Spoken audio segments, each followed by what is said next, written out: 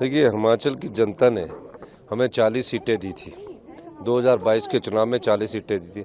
हमें 40 सीटों पर हमें दोबारा से जनता ने चुनाव जिताकर भेजा कि आपकी 40 सीटें। ये जनता ने तय किया। पर जिस प्रकार की राजनीतिक खरीदो-फरोख्त हिमाचल की राजनीति में हुई है, उसका जवाब जनता ने दिया है और ये सही संदेश भी है कि भविष्य में कोई भी राजनीतिक दल है इस प्रकार की खरीदो-फरोख्त करने की हिम्मत नहीं करेगा, क्योंकि जनता हिमाचल की बड़ी जागरूक है और जागरूक मतदाता ने आज अपना फैसला सुनाया है।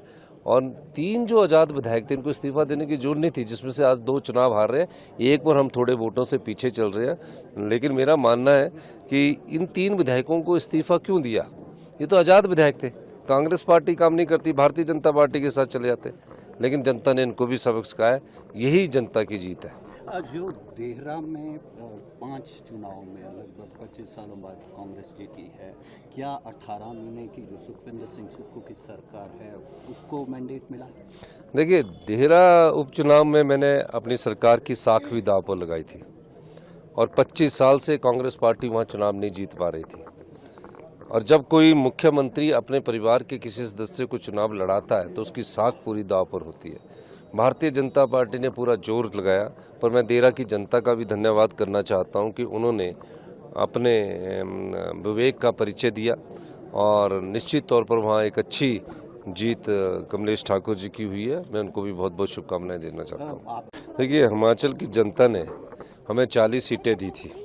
2022 के चुनाव में 40 सीटें दी थी। हमें 40 सीटों पर हमें दोबारा से जनता ने चुनाव जिताकर भेजा कि आपकी 40 सीटें। ये जनता ने तय किया।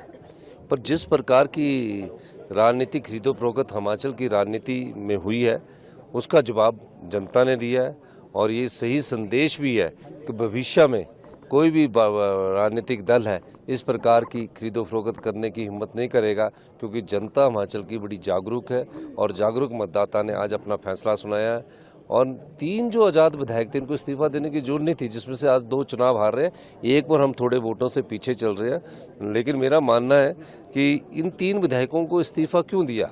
ये तो आज़ाद विधायक थे। कांग्रेस पार्टी काम नहीं करती, भारतीय जनता पार्टी के साथ चले जाते, लेकिन जनता ने इनको भी सबक सिखाया। यही जनता की जीत है।